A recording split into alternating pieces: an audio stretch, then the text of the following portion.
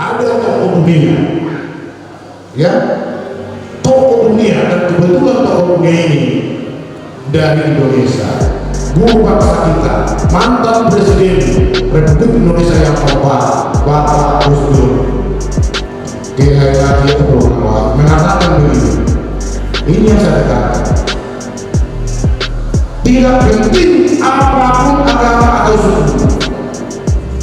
Saya ulangi, tidak penting apapun agama atau suku. Kalau kamu